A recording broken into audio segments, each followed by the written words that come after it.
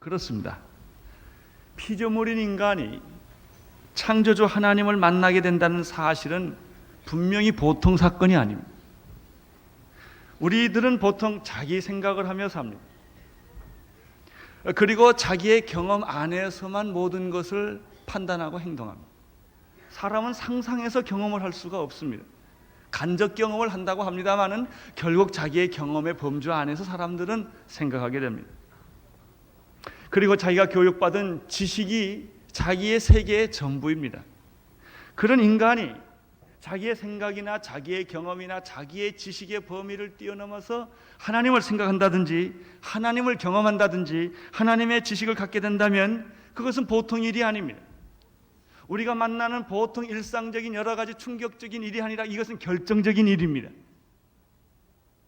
그렇습니다. 성령을 받은 사람들은 이제 말을 해도 그냥 말이 보통 말이 아닙니다. 옛날에는 분명히 내 생각을 말했습니다. 내 경험의 범위에서 얘기를 했습니다. 내 지식과 그리고 내가 알고 있는 그 안에서 말을 했습니다. 분명히 내 생각이었습니다. 그런데 어느 날 내가 성령을 체험하고 나서부터 이상한 말을 하게 됩니다. 분명히 이것은 내 말이 아닙니다. 내가 말을 했는데 내 생각 이상의 생각을 하고 있는 것입니다. 내 경험 이상의 경험을 말하고 있는 것입니다. 그것뿐만 아닙니다. 이 사람은 기도를 해도 달라집니다.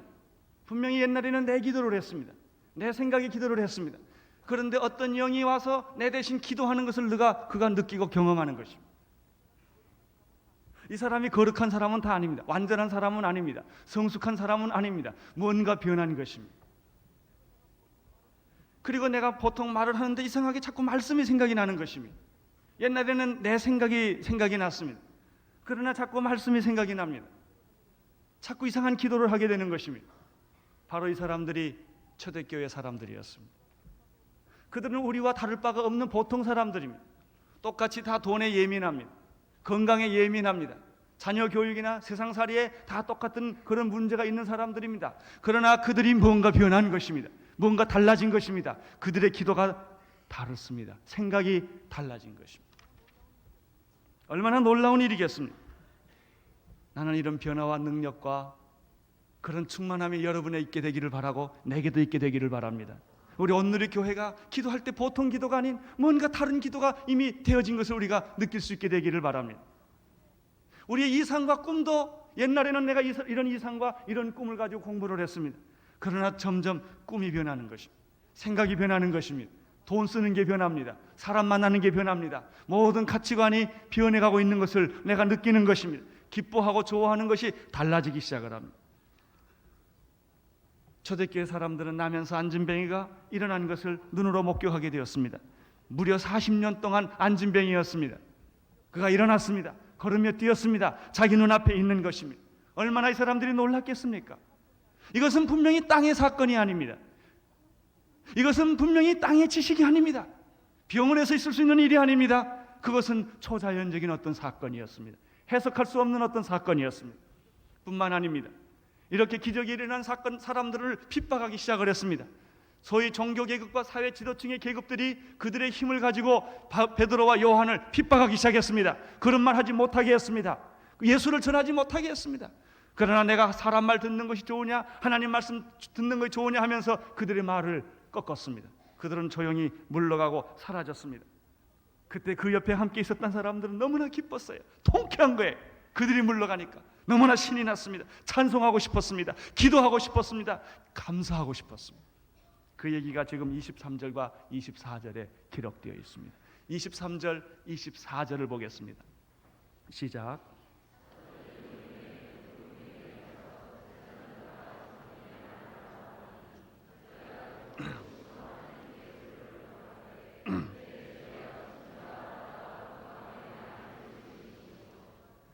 우리는 여기서 사도들이 노임의 그 동료에게 가서 제사장들과 장로의 말을 다 고함니 저희가 듣고 일심으로 하나님께 소리 높여 가로되 대주제여 천지와 바다와 그 가운데 만일을 지으시니시여. 그들은 이렇게 기도하기 시작을 했습니다. 이것이 바로 성령님의 기도인 것입니다. 여러분, 우리는 이 기도에서 두 가지를 발견하게 됩니다. 첫째, 그들은 합심해서 기도했습니다. 두 번째, 그들은 소리를 높여 기도했다는 것입니다. 예수님은 기도를 하셨습니다. 이 기도에는 개인 기도가 있고 합심 기도가 있습니다. 통성 기도가 있습니다. 예수님은 살아생전에 기도를 많이 하셨습니다. 예수님은 병을 고치시고 귀신을 쫓고 그리고 많은 기적과 능력과 이사와 말씀을 전하셨지만은 사실은 예수님의 생애의 핵심은 기도 생활, 경건 생활에 있습니다. 그는 사람들과 함께 있지만 조용히 새벽 미명에 새벽 기도를 하셨습니다. 그는 그렇게 피곤하셨지만 밤이 늦도록 철야 기도를 하셨습니다. 결정적인 순간에는 그는 땀이 피가 되도록 기도하셨습니다. 사실 우리가 보는 예수님보다 더 중요한 것은 보이지 않는 예수님의 내면적인 경건 생활이었습니다. 예수님은 개인 기도 시간을 많이 가지셨습니다. 예수님께서 이런 말씀을 하셨습니다. 두세 사람이 내 이름으로 모인 곳에는 나도 그들 중에 함께 있겠다. 그들의 기도를 들어주겠다는 말도 되지만 예수님이 두세 사람이 함께 기도하지만 나도 함께 그 기도의 동참자가 되어주겠다라고 하는 뜻도 되는 것입니다.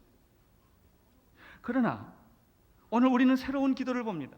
이것은 예수님이 계실 때 없었던 기도입니다. 예수님 당시에는 통성 기도했다, 합심 기도했다, 제자들이 이런 기도했다는 기록이 없습니다. 이 합심 기도와 이렇게 전심으로 일심으로 합심해서 기도하는 것은 오순절 이후부터인 것입니다. 120명이 모여서 그들은 일심으로 전심으로 기도를 했습니다.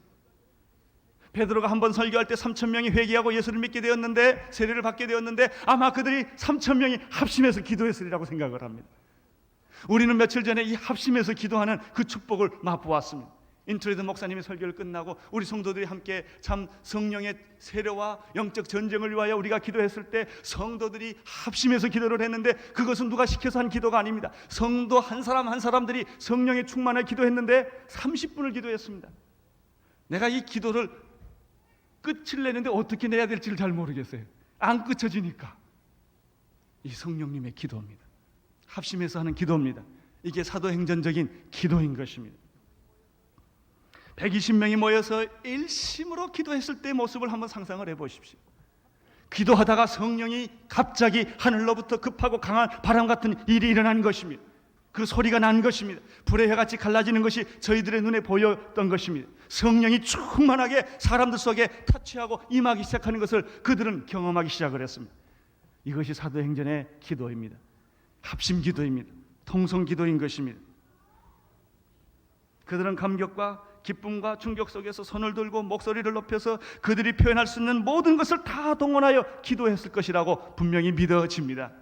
오늘 이런 기도가 우리에게 필요합니다. 개인 기도가 중요합니다. 밤이 맞도록 하는 개인적인 철야 기도나 새벽 기도도 중요합니다. 땀이 피가 되도록 하는 기도가 중요합니다. 그러나 성령이 임한 이후에는 이렇게 성도들이 합심하여, 교회가 합심하여 기도하는 일이 필요한 것입니다. 교회란 무엇입니까? 기도라고 말할 수가 있습니다. 교회란 무엇입니까? 성령님이라고 말할 수가 있는 것입니다. 기도 없는 교회는 교회가 아닙니다. 성령이 없는 교회는 더 이상 교회라고 말할 수가 없습니다. 그건 사람의 집단일 뿐입니다. 프로그램입니다. 제도일 뿐입니다. 한 교파일 수는 있으나 그것은 진정한 그리스도의 몸인 교회라고 말할 수는 없습니다. 진정한 교회는 성령이 역사하는 것입니다. 진정한 교회라고 하는 것은 성령으로 말미암아 성도들이 개인주의적인 것이 아니라 합심해서 공동체적으로 기도하는 것입니다. 사도행전에 나타난 특색 중에 하나입니다. 이렇게 합심해서 기도하면 방언이 터지기 시작을 합니다. 방언 기도라는 것이 있습니다. 나는 여러분들이 방언으로 기도할 수 있게 되기를 바랍니다. 놀랍게 성령이 임하는 것입니다. 놀라운 말로 기도하기 시작을 하는 것입니다. 이런 기도 중에는 찬양 기도가 터지는 것입니다. 기도를 하는데 이 기도가 찬양으로 변하는 것입니다. 내 기도의 노래가 찬양이 되는 것입니다. 어떤 사람은 서서 손을 들어서 찬양할 수도 있고, 어떤 사람은 무릎을 꿇고 찬양할 수도, 기도할 수도 있습니다. 박수치며 할 수도 있고, 몸부림치며 할 수도 있는 것입니다. 이번에 우리 성도들이 합심해서 기도하니까 구경하는 사람이 있더라고요. 놀래가지고 미치지 않았나? 뭔가 좀 감정적인 것이 아닌가? 이거 정말 진짜 기도일까? 이렇게 생각하는 사람도 있어요. 진짜 기도입니다. 사도행전적 기도입니다. 오순절 성령이 임한 이후에, 교회가 탄생 이후에 생겼던 새로운 하나의 성령의 역사였던 것입니다. 어떤 사람들은 기도하다 보면 자기도 모르는 멜로디가 내 영혼 깊은 곳에서 넘쳐나는 것입니다. 바로 그것이 우리가 읽는 지금 찬양하는 찬양입니다. 그것은 음악적인 화음이 아닙니다. 그것은 음악의 전문 기술가가 만드는 것이 아닙니다. 기도하다가 찬양을 하다가 신앙 고백을 하다가 그게 찬양이 된 것입니다. 자기도 모르는 멜로디가 자기 귀에 들리는 것입니다. 이것이 찬양입니다. 찬양 기도를 합니다. 어떤 사람은 중보 기도를 합니다. 나와 아무 상관이 없는데 그 사람이 자꾸 생각이 납니다. 뒤통수를 치는 것입니다. 그 나라가 자꾸 생각이 나는 것입니다. 그 나라를 위해서 기도하지 않으면 견딜 수가 없는 것입니다. 중보 기도입니다. 어느 집단을 위해서 기도합니다. 어느 단체를 위해서 기도합니다. 어떤 일을 위해서 자꾸 하나님이 기도를 시키는 것입니다. 그 기도를 하고 싶지 않지만 자꾸 되는 것입니다. 기도를 미리 하게 하시는 것입니다. 이런 집단 기도 속에는 이런 중보 기도가 터지는 것입니다. 지난 8년 동안 하나님께서 온누리교회를 이렇게 성장시켜 주셨습니다. 이렇게 성장할 때는 온실 속에 자란 것이 아닙니다. 이 지난 8년 동안에 여러 가지 어려움이 많았고 시험이 많았습니다. 고통도 많이 있었습니다. 그러나 그때마다 성도들이 나한테 전화해 주는 사람들이 있었습니다.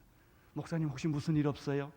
기도하는 내 마음이 교회를 위해서 기도하면 눈물이 나고 아파요. 무슨 일 없어요? 이렇게 전하는 사람이 있습니다. 목사님 제가 기도할게요. 목사님 6개월 후에 이런 일이 있을 거라고 성령님이 말씀하세요. 준비하세요. 여러분 이런 성도들의 기도 때문에 나는 교회가 잘 지켜졌다고 믿습니다. 그런 사람들이 있었습니다. 교회는 그냥 된 것이 아닙니다. 성도들이 눈물을 흘리며 참으로 하나님 앞에 무릎 꿇고 기도한 그 중보 기도 덕분에 교회가 이렇게 든든히 오늘까지 서게 된 것입니다. 어떤 분이 저를 위해서 기도해 주다 그런 얘기를 해요. 목사님은 성도들이 기도 많이 하나 봐요. 그래서 왜 그래 그랬더니 목사님은 일찍 죽을 사람인데 성도님들이 기도 많이 해서 살았대요. 들어보니까 정말 그 말이 옳은 것 같아요. 더 할 일이 있다고. 여러분 이렇게 기도하다 보면 중보 기도가 터지는 것입니다. 내가 생각하지 못하던 기도를 하게 하는 것입니다. 영적 전쟁 기도를 하게 하는 것입니다. 마귀가 공격해올 것을 미리 알기 때문에 우는 사자처럼 집어삼키려고 교회를 분열시키려고 하는 것을 알기 때문에 그 기도를 마귀의 세력을 막는 기도를 하게 하는 것입니다. 이런 합심하는 기도 속에는 치유 기도가 일어납니다. 병 고치는 기도가 일어납니다. 그 기도 속에 있으면 병이 낫게 되는 것입니다. 그들은 일심으로 합심해서 전심으로 누가 시키지도 않았습니다. 이런 참 성령의 역사의 보고를 들을 때 성령의 현장에 있을 때 그들은 합심해서 기도하게 됐던 것입니다. 나는 우리 교회가 그런 기도를 할 수 있게 되기를 바랍니다. 모든 순에서 이런 기도를 할 수 있게 되기를 바랍니다. 기도하다 12시간 넘게 되기를 바랍니다. 보통 순할 때 먹고 마시다 12시가요. 이런 세상 얘기하다 12시간 넘는 것이 아니라 정말 우리가 기도에 몰두해서 시간 가는 줄 모르고 중보 기도하다가 치유 기도하다가 찬양 기도하다가 방언 기도하다가 이런 역사들이 나는 일어나기를 바라는 것입니다. 왜냐하면 이것이 사도행전적 교회의 모델이기 때문입니다. 두 번째, 그들은 소리 높여 기도했습니다. 일심으로 기도했고 소리 높여 기도했습니다. 합심으로 기도하다 보면 소리 높여 기도하게 됩니다. 이것은 머리의 기도가 아니라 가슴의 기도이기 때문입니다. 이것은 이성의 기도가 아니라 성령의 기도이기 때문인 것입니다. 여러분 소리 높여 기도할 수 있는 것은 아무나 하는 것이 아닙니다. 한번 소리 높여 기도해 보세요. 되나? 그 하고 싶다고 되는 게 아닙니다. 어떤 사람은 소리 높여 기도하다 자기가 놀래가지고 자기 소리에 그런 분이 있어요. 여러분 우리가 어느 때 소리를 높입니까? 기쁜 일이 있으면 소리를 지릅니다. 너무 감당할 수 없는 기쁜 소식, 그렇게 오랫동안 구원을 했는데 대답이 없던 한 여자가 구원에 그 응답을 했을 때 이 남자는 너무 좋아서 종로바닥을 뛰어돌아다닐 것입니다. 너무 좋으면 사람이 소리 지르게 돼 있고 뛰게 돼 있고 춤추게 돼 있는 것입니다. 또 언제 사람들이 소리를 지릅니까? 너무 슬픔이 극하면 소리를 지릅니다. 부모가 돌아가셨을 때, 자기 자식이 불의의 사고로 죽었을 때 목을 놓고 우는 것이 인간의 본능인 것입니다. 또 어느 때 우리는 소리를 지릅니까? 응급한 일이 생겼을 때 소리를 지릅니다. 여러분 병원에 못 온 사람은 다 정상적으로 진료권을 끊고 약속을 해서 병원 갑니다. 그러나 응급 환자가 생겨서 다리가 부러지고 지금 피가 나고 지금 뭐 사태가 생기면 언제 진찰을 끊습니까? 그냥 그대로 가는 것입니다.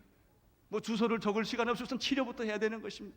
여러분 인생의 벼랑길에 서 있는 사람이 있습니다. 다 이렇게 점잖게 폼 잡고 앉아있지만 사실 마음속에 인생에 지금 벼랑길에 있는 사람이 여기 있을지 모릅니다. 오늘 죽느냐 사느냐가, 내 지금 사업이 오늘 여기서 망하느냐 안 망하느냐, 하루하루를 이렇게 참 초죽음으로 사는 사람들이 있습니다. 그 사람들이 어떻게 점잖게 예수를 믿겠습니까? 소리 지르지 않으면 견딜 수가 없을 것입니다. 막 그런 사람들은 산에 가서 나무 뿌리를 몇 개씩 뽑아야 될 것입니다. 너무 급하니까. 그렇습니다. 여러분, 이 사람들은 소리 지를 수밖에 없었습니다. 너무나 놀랍기 때문에, 하나님의 사건이 너무나 놀랍기 때문에, 너무나 충격적이기 때문에. 여러분은 이런 하나님을 경험하셨습니까? 여러분은 이런 성령님을 경험하셨습니까? 우리는 소리 지를 그런 필요도 없을 정도로 성령 체험이 없는 사람이 있습니다.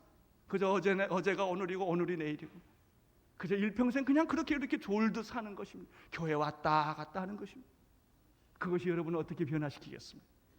그것이 진정으로 여러분의 삶을 변화시킬 수가 있겠습니까? 그렇게 뜨뜻미지근하게 믿는 것이 이 나라를 변화시킬 수 있다고 생각하십니까? 아닙니다. 성령의 사람들은 그런 사람들이 아니었습니다. 이 성령의 사람들은 보면 이 생각이 끊임없이 확장을 합니다. 사도행전이 확장하듯이. 지금 우리 온누리교회가 이렇게 하나님께서 큰 교회를 축복해 주었습니다.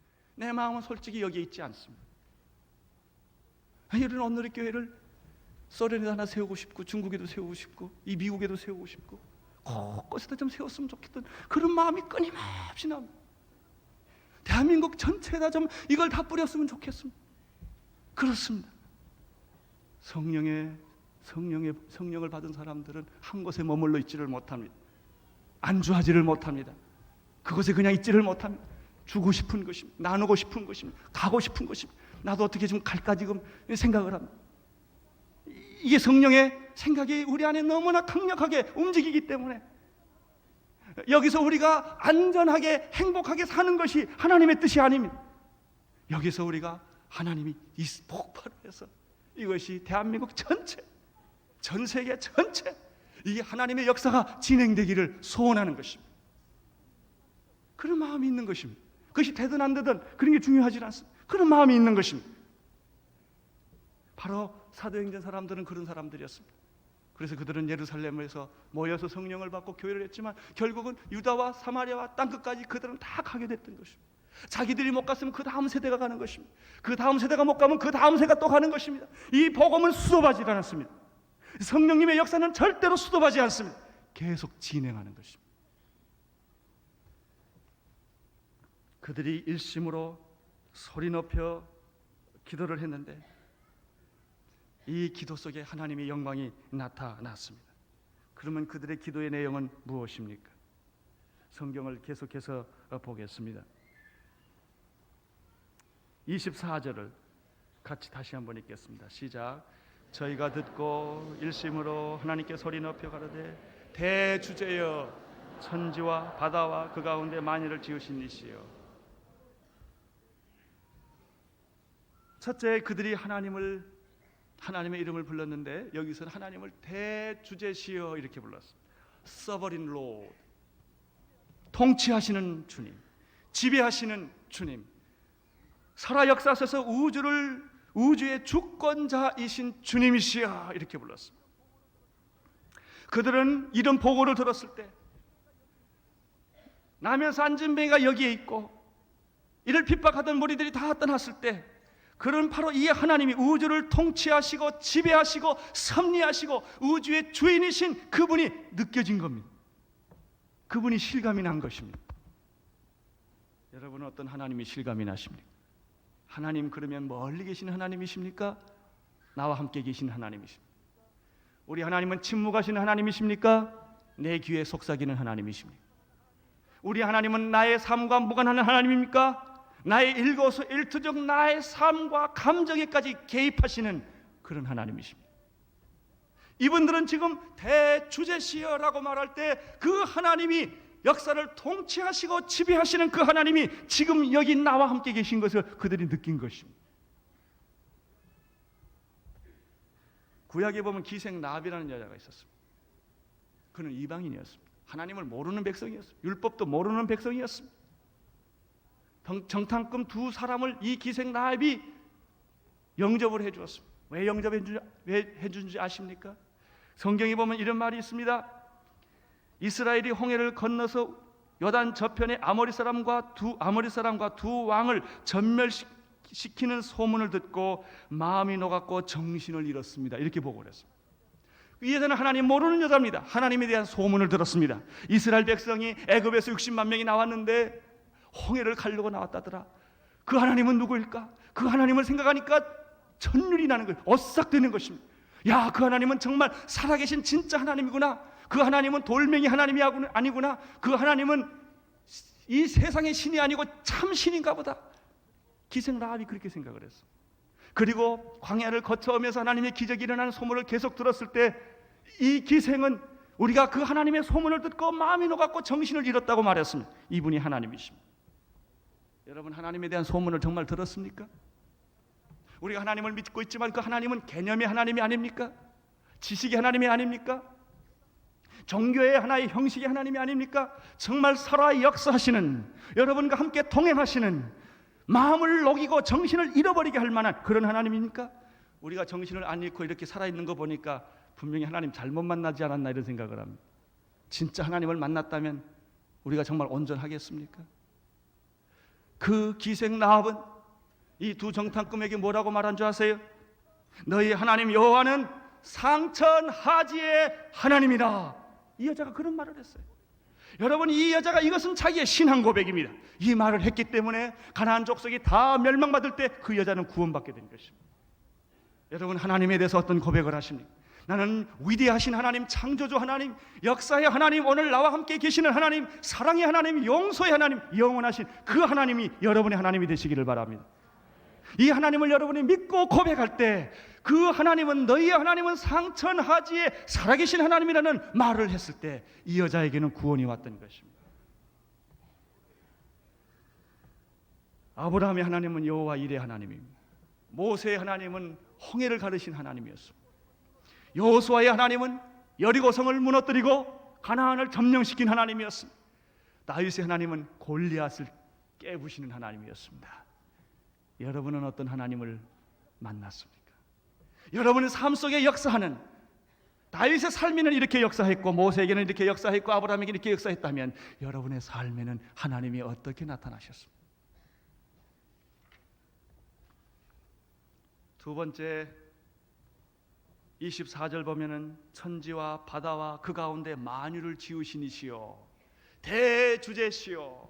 두 번째는 천지와 바다와 그 가운데 만유를 지으신 이시요. 이들은 성령으로 기도할 때 우리 하나님이 역사를 통치하시고 우주를 통치하시고 지배하시고 다스리는 하나님만 느낀 것이 아니라 천지를 만드신 창조주를 느끼기 시작을 한 것입니다.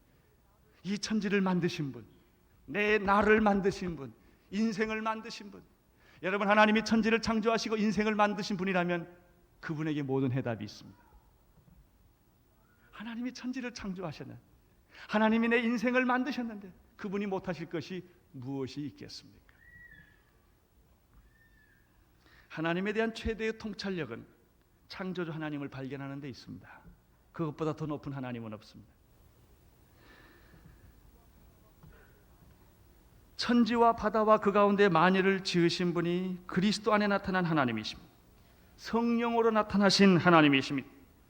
창조의 문제는 본질과 기원의 문제입니다.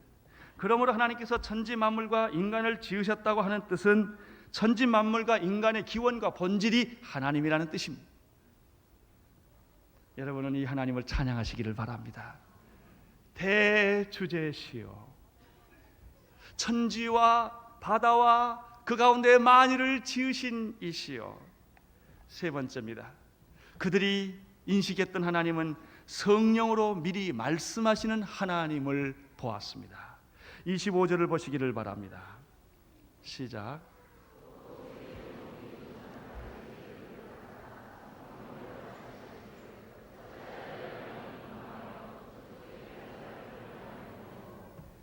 계속해서 읽어주세요.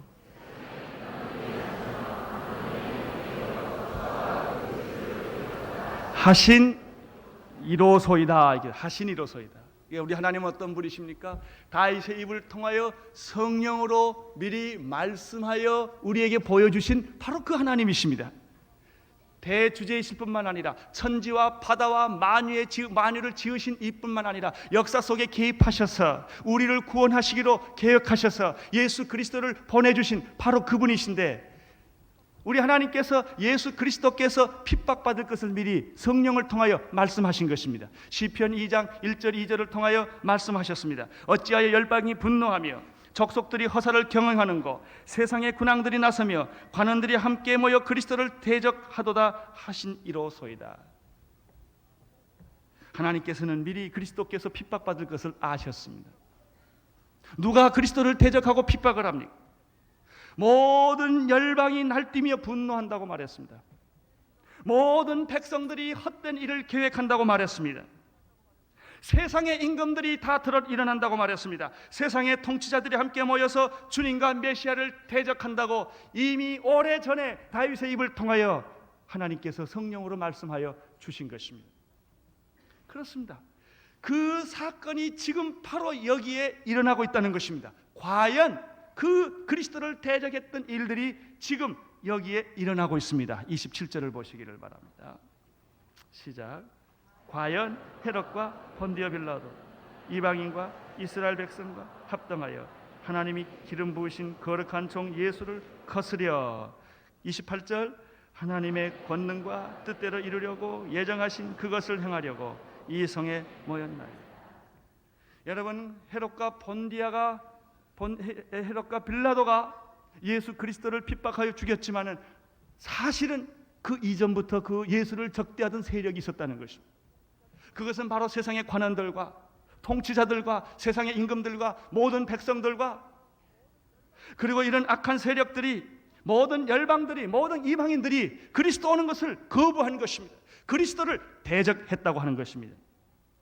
그 그리스도를 대적했던 사탄의 모든 세력들이 누구에게로 집중이 됐느냐 하면은 예수님 당시에는 헤롯과 빌라도에게 집중이 된 것입니다.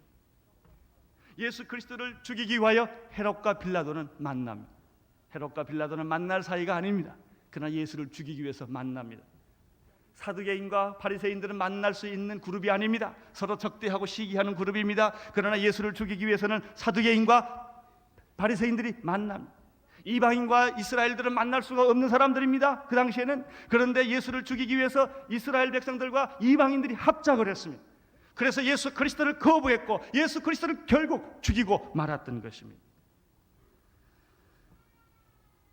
이렇게 그들이 처형한 예수는 누구십니까? 오늘 성경에 보면 그는 하나님의 기름 부음 받은 거룩한 종이라고 말했습니다. 예수는 인간이지만 인간만이 아닙니다. 그는 하나님이셨습니다. 그는 하나님으로부터 기름 부음 받은 거룩한 종이었습니다. 그는 우리를 구원하기 위하여 인간의 몸을 입으시고 종의 모습으로 이 세상에 오셔서 십자가에 죽기까지 순종하신 분이 바로 예수 그리스도십니다. 여러분은 이 예수 그리스도를 적대하십니까? 아니면 환영하십니까? 여러분 예수 그리스도를 거부하십니까? 예수 그리스도를 받아들이십니까? 여러분은 이 예수 그리스도를 위해서 여러분들이 여러분 생애를 바칠 수 있겠습니까? 바로 이분이 예수 그리스도십니다. 이렇게 그들은 성령으로 기도할 때 대주제시여 천지와 바다와 그 만유를 지으신 이시여 세 번째로 예수 그리스도의 핍박에 대해서 미리 예언하신 바로 그 하나님의 이름을 부르면서 29절에 그들은 다음과 같은 기도를 합니다. 29절 같이 읽겠습니다. 시작.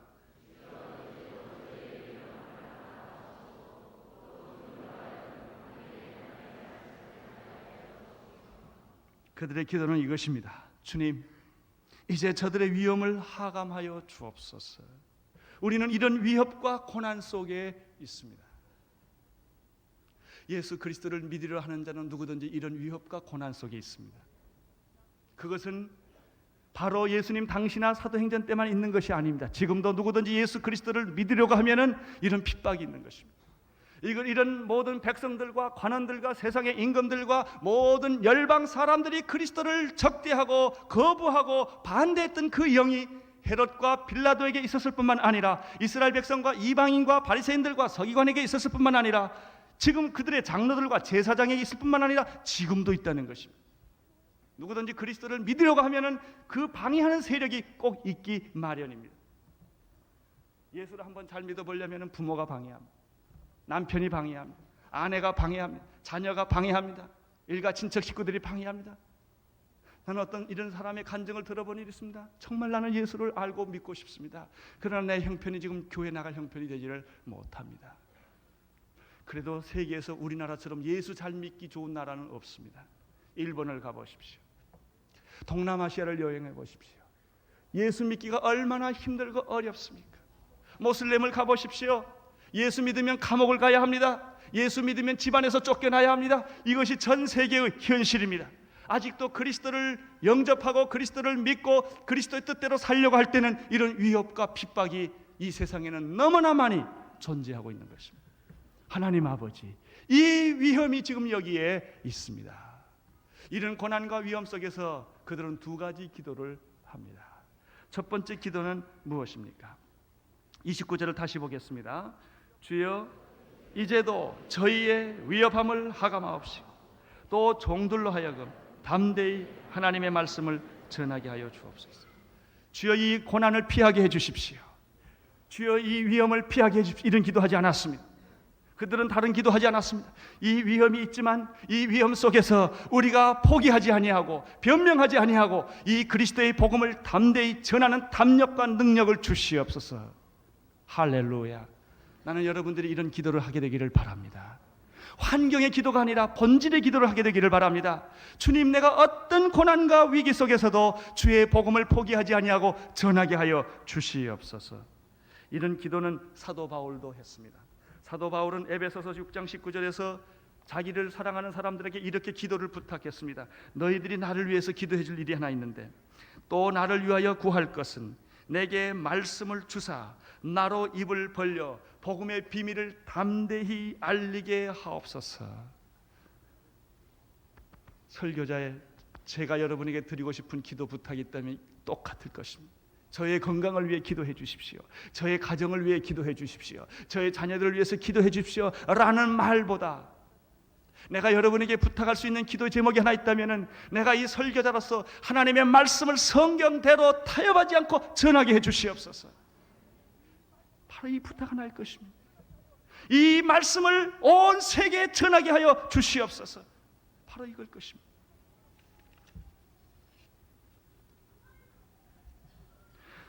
오늘 우리 성도들에게 그리고 여러분이나 우리들에게 우리가 기도할 것은 바로 이걸 것입니다. 나는 이번에 인트레이드 목사님 오셔서 여러 가지 은혜를 많이 받았지만 제가 마지막에 은혜 받은 것은 우리가 그분을 선교사로 파송할 때였습니다. 제가 기도 제목 있으면 이야기하라고 그랬습니다. 그랬더니 그분이 서슴지 않고 한마디를 했습니다. 이스라엘 복음을 위하여, 복음화를 위하여 기도해 주십시오. 제가 깜짝 놀랐습니다. 여러분, 사람들이 자기 소원을 한마디로 말할 수 있는 건 이렇게 쉬운 일이 아닙니다. 한번 여러분 내가 물어볼까요? 솔로몬에게 하나님이 너무 예뻐가지고 1000번 제사를 드리니까 내가 너를 위해서 무엇을 해줄까? 솔로몬이 말이죠, 왕으로서 그가 한마디 대답을 했어요. 내가 이 왕으로서 국민을 통치하기 위해서는 지혜가 필요합니다. 지혜를 주십시오. 여러분, 자기 소원을 한마디로 말할 수 있는 사람은 자기 인생이 정리된 사람입니다. 우리는 기도할 게 너무 많아요. 고3도 기도해야 되겠고, 또 뭐 그냥 내 새끼도 기도해야 되겠고, 뭐 그냥 사업도 기도해야 되겠고, 기도할 게 너무 많아요. 찹스러운 게 많다고요. 그런데 내가 소경 거지 바디메오가 예수님을 만났죠. 예수님이 내가 너를 위하여 무엇을 해줄까 그랬더니 뭐라고 그랬어요? 장가 가기를 원하면 이러지 않았다고요. 내 눈을 뜨게 해주십시오. 딱 한마디예요. 여러분의 소원, 살아도 죽어도 여러분에게 피 맺힌 하나의 간절한 소원이 있습니까? 그게 뭡니까?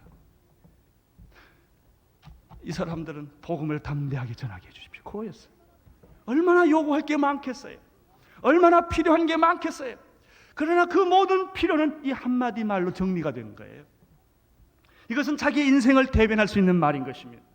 여러분의 인생을 대변할 말이 무엇입니까? 죽어도 가질 만한 소원, 몇 년 동안 가질 소원이 아니라 내 인생의 본질에 해당하는 소원이 있다면 무엇이겠습니까? 사도 바울은 복음의 말씀을 내가 담대하게 전하게 하옵소서. 죽어도 좋고 살아도 좋습니다. 여러분이 이런 인생관, 이런 가치관이 여러분에 있게 되기를 바랍니다. 뭐 이 교회 다니냐 저 교회 다니냐 이런 건 중요하지 않아요. 뭐 여기서 봉사하느냐 저기서 봉사하느냐, 그건 여기서 할 수도 있고 저기서 할 수 있어요. 미국 갈 수도 있고 서울 올 수도 있고 중국 갈 수도 있어요. 장소의 문제가 아니에요. 중요한 것은 본질의 문제입니다. 내가 누구를 위해서 하느냐, 무엇을 위해서 하느냐, 내가 밥 먹는 이유가 뭐냐, 일하는 이유가 뭐느냐, 시집가고 장가가는 이유가 뭐냐, 내가 높은 자리에 자꾸 올라가는 이유가 뭐냐 말이죠. 내 인생의 궁극적인 목표가 뭐냐 하는 문제입니다. 두 번째 기도는 30절입니다. 같이 읽겠습니다.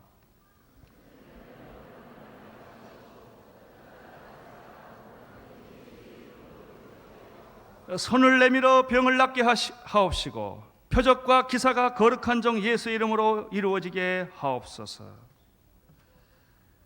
여러분, 이 사람들의 오로지 관심은 주여 내가 위기 앞에서, 위협 앞에서 복음을 변명하거나 복음에 도피하지 않고 담대하게 복음의 사도로 순교하게 하옵소서, 복음을 전하게 하옵소서라는 것과 하나고, 또 하나는 이 복음을 전하기 위하여 영적 능력을 주옵소서. 손을 내밀어 병든 자를 고치게 하시고 표적과 기사와 능력들이 나타나게 하여 주옵소서. 누구를 위하여? 나를 위하여가 아닙니다. 주의 영광을 위하여. 여러분, 우리가 이 세상에 살아나가는데 자기 힘으로 세상 사라집니까? 자기의 능력과 지식으로 세상이 요리가 됩니까? 안 됩니다. 여러분, 이 세상에 우리가 살아갈 수 있는 유일한 능력은 영적인 능력입니다. 이 사탄의 세상에서 우리가 존재할 수 있는 유일한 힘은 영적인 능력, 하늘의 능력을 받아야만 살 수가 있는 것입니다. 인간이란 얼마나 초라한 존재입니까? 뭐 다른 얘기 다 그만두고 자기 하나 못 견디는 게 인간 아닙니까? 자기 성격 하나 못 다스리는, 자기 성품 하나 못 다스리는 게 인간이에요. 나 하나 못 다스리는 게 인간이에요. 내가 하나 물어봅시다. 자식한테 이긴 부모 있어요? 다 자식한테 집니다. 자기 뱃속에 나온 자식 차이가 어떻게 못하는 게 인간입니다. 자기 하나 다스리지 못하는 게 인간입니다. 그 인간이 도대체 무엇을 만들 수 있다고 생각하십니까? 그 지식이, 그 경험이 뭘 만들 수 있다고 생각하십니까? 천만에. 나를 변화시킬 수 있는 분은 내가 아니라 예수님밖에 없어요. 이 세상을 싸워 이길 수 있는 능력은 여러분이 배운 지식이 아닙니다. 여러분의 그 자리가 아닙니다. 그 위치가 아닙니다. 세상이 부여해 준 그 권력이 아닙니다. 그 권위가 아닙니다. 우리가 이 세상에서 살 수 있는 유일한 힘은 하늘로부터 와야 하는 것입니다. 영적인 힘입니다. 여기서 이것을 그 사람들은 병 고치는 것과 표적과 기사와 능력으로 표현을 했습니다. 예수님께서 마태복음 10장 1절에서도 이렇게 말씀하셨습니다. 12 제자를 선택하셔서 부르셔서 그들을 전도하러 내보내실 때 어떻게 하신 줄 아십니까? 더러운 귀신을 쫓아내며 모든 병과 모든 약한 것을 고치는 권능을 주셨다, 이렇게 되어 있습니다. 예수님은 제자들을 전도하러 내보내실 때 돈을 주지 않았습니다. 가서 돈으로 구워 삶아라 이러지 않았습니다. 많은 사람들은 돈으로 전도하려고 그럽니다. 예수님은 제자들을 보내실 때 지식을 주지 않았습니다. 사람들은 지식이 없어서, 성경 지식이 없어서, 신학 지식이 없어서 전도 못한다고 생각을 합니다. 그렇지 않습니다. 오히려 지식이 많으면 지식에 더 덧쳐서 아무것도 못합니다. 지식이 많은 사람은 행동력이 없는 것입니다. 예수님은 그들에게 어떤 방법이나 제도나 프로그램을 줘서 전도하라고 그러지 않았습니다. 귀신 쫓는 능력 주신 것입니다. 모든 병과 모든 약한 것을 고치는 능력을 주었습니다. 다시 말하면 땅의 능력이 아니라 하늘의 담대성과 능력을 주어서 사람들의 영혼을 구하도록 그렇게 하신 것입니다. 제가 제일 좋아하는 말씀 중에 하나인 마태복음 16장, 마가복음 16장 17절에 믿는 자들에게 이런 표적이 따르는데 저희가 내 이름으로 귀신을 쫓아내며 새 방언을 말하며 뱀을 집으며 무슨 독을 마실지라도 해를 받지 아니하며 병든 자에게 손을 얹은 적 나음을 얻으리라. 할렐루야. 나는 여러분에게 이 능력이 있게 되기를 바랍니다. 기도의 능력이 있게 되기를 바랍니다. 내 기도가 아니라 하늘의 기도를 할 수 있게 되기를 바랍니다. 성령의 기도를 할 수 있게 되기를 바랍니다. 여러분이 인간이 가지고 있는 휴머니즘이나 인간이 가지고 있는 동정심이나 사랑이 얼마나 큽니까? 얼마나 그게 도대체 얼마나 가능합니까? 그런 게 도대체 인간이 가질 수 있는 사랑이 도대체 뭡니까? 하늘이 주시는 사랑이어야 합니다. 하나님으로부터 받는 능력밖에는 궁극적으로 인간을 살릴 것이 없습니다. 하나님이 여러분을 필요로 할 때 여러분의 지식과 여러분의 경험과 여러분의 돈을 필요로 하지 않습니다. 하나님이 여러분을 사용하실 때는 그것이 그렇게 훌륭하기 때문에 여러분을 필요로 하는 게 아닙니다. 하나님이 여러분을 필요한 것은 하나님이 여러분을 사용하실 때는 하나님께서 여러분에게 능력을 주어서 그 일을 하게 하는 것입니다. 세상 지식으로 세상 방법으로 영혼이 구원되지 않습니다. 그건 하나님의 것으로만 되는 것입니다. 손을 내밀어 병을 고치며 라는 말이 있는데, 손을 내미는 것은 믿음의 표시며 안수의 표시입니다. 예수 이름으로 모든 표적과 기적이 일어나게 해달라고 기도했습니다. 우리는 여기서 고난과 핍박을 이기는 두 가지 비결을 발견하게 됩니다. 첫째는 말씀에 대한 담대성이요, 둘째는 영적인 능력입니다. 그들은 합심하여 소리 높여 이렇게 기도를 마쳤습니다. 무슨 일이 일어났습니까? 이렇게 합심해서 성령의 기도를 하고 났을 때 무슨 일이 일어났습니까? 31절을 보십시오. 시작.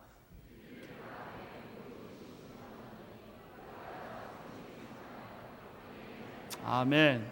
필기를 다하며 모인 곳이 어떻게 했어요? 진동해서 지진이 일어났습니다. 나는 실제로 진동이 있었다고 믿습니다. 집이 흔들렸을 것입니다. 이게 성령의 역사입니다. 나는 여러분이 기도하면 집이 흔들리기를 바랍니다. 지진이 일어나기를 바랍니다. 사람들의 마음이 흔들리기를 바랍니다. 이것이 합심하는 기도요, 주님께 하는 기도입니다. 이 진동을 하고 나니까 그 다음에 뭐가 됐죠? 성령이 충만했고 그 다음에 하나님의 말씀을 담대하게 전했다. 오순절 사건하고 똑같아요. 오순절날 호련히 급하고 강한 바람이 하늘로부터 그 소리가 귀에 들리고 사람들의 눈에 불의 혀같이 갈라지는 것이 보이니까 이게 뭐예요? 진동하는 거예요. 다 성령 충만을 받더라. 진동하고 성령 충만 받더라. 그리고 나서 그들은 성령의 말하게 하심을 따라 말을 했더라. 담대히 말을 했더라. 할렐루야. 나는 이 공식이 오늘 우리 온누리교회도 임할 줄로 믿습니다.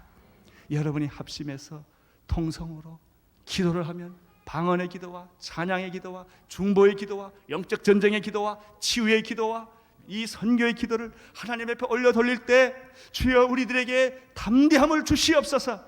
복음을 부끄러워하지 말게 하여 주시옵시고 우리를 유혹하는 모든 세력을 끊어버리게 하여 주시옵시고 믿고 나가게 하여 주옵소서. 그리고 영적인 능력을 주옵소서. 이렇게 합심해 기도할 때 성령 충만이 임했다고 말했습니다. 여러분 이렇게 한번 기도해 보고 싶지 않습니까? 우리 시간에 다 복음의 담대성을 달라고 기도하십시다. 그리고 영적인 능력을 우리에게 주셔서 이 능력을 가지고 세상에 나가서 우리 가정을 구원하게 하시고 평화의 사도가 되게 하시고 통일을 이루게 하여 주시고 중국까지 가게 하시고 이 교회를 변화시키게 하시고 내 병과 내 모든 것들을 이 영적인 능력으로 해결하게 하여 주시옵소서. 우리 이 시간에 통성으로 함께 다 기도하게 되기를 바랍니다. 살아계신 하나님 아버지, 오늘 이 시간에 우리들에게 사도행전의 사건을 보내주신 것을 감사합니다. 오순절날 성령이 임했을 때 불의 혀같이 갈라지는 것을 보이게 되었고 급하고 강한 바람 같은 소리를 듣게 되었습니다. 대주제시여, 천지와 바다와 만유를 지으신 하나님 아버지시여, 주님이시여, 이 시간에 이 위협이 있을지라도 고난이 있을지라도 두려워하지 말게 하여 주시옵시고 병이 있을지라도 두려워하지 말게 하여 주시옵시고 담대히 나가게 하여 주시옵소서.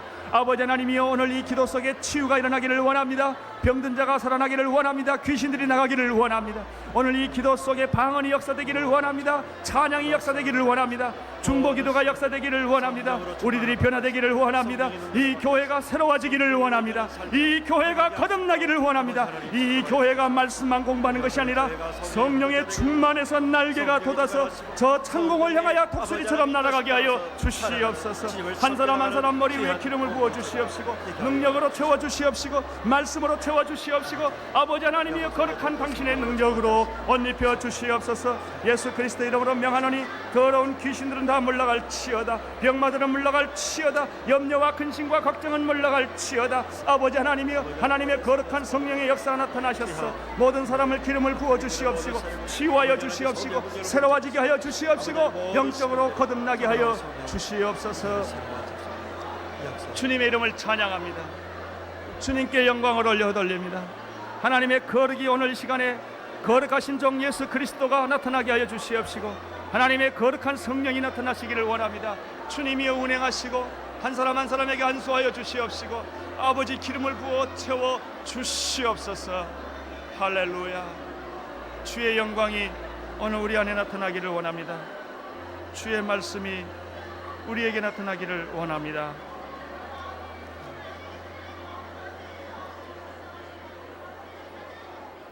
살아계신 하나님 아버지, 오늘 우리들로 하여금 기도하게 하신 주님을 찬양합니다. 우리 온누리교회가 사도행전적 교회가 되기를 원합니다. 우리 온누리교회 성도님들이 사도행전의 사람들이 되기를 원합니다. 성령의 능력으로 옷 입게 하여 주시옵소서. 성령으로 충만하게 하여 주시옵소서. 담대하게 하나님의 말씀을 선포하게 하여 주시옵소서. 영적인 능력들을 풍성하게 나려 주시옵소서. 예수님 이름으로 기도드리옵나이다. 아멘.